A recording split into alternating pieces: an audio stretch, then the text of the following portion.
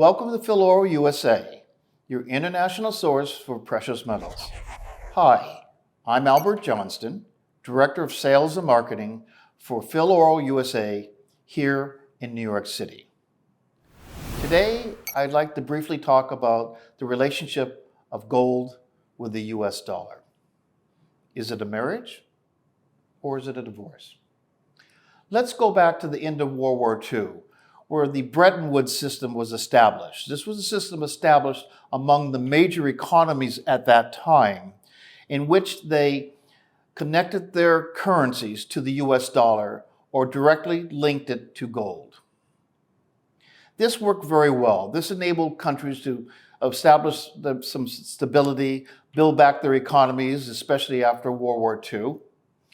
And it did very, very well until 1971, when the system broke up. That's at the time that Richard Nixon cut the ties of gold in the US dollar, and gold was able to trade freely.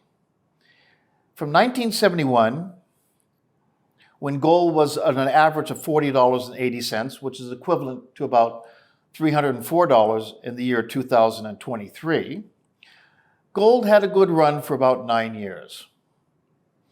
It went up to an all-time high on January 21st, 1980, of $850 an ounce on the London PM fix.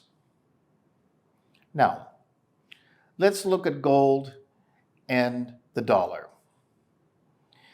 Gold runs an inverse to whatever the US dollar does, meaning when you have a strong dollar, it generally puts some pressure on gold on the downside, or gold is just holding firm.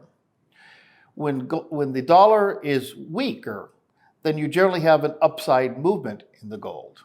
Now, when you have a strong dollar against other currencies, it's very difficult for other countries to buy gold. Why?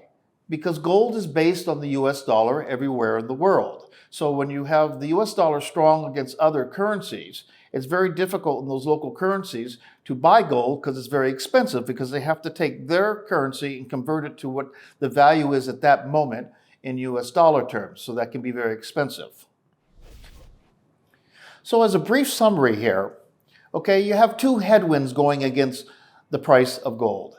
That is the strength of the US dollar, the new kid on the block, the strong yield currently on the US 10-year bond. Now, what is in favor of gold? Gold happens to perform very well, or hold very well rather, in times of economic uncertainty and geopolitical instability. So, in order to follow gold, my best advice is follow what the US dollar is doing. Thank you very much for listening in. I look forward to talking to you soon. And please feel free to ask me any questions that you have, or if you'd like to discuss a strategy with me, by contacting me at the email address or telephone number you see on the screen. Thank you very much. Again, bye-bye now.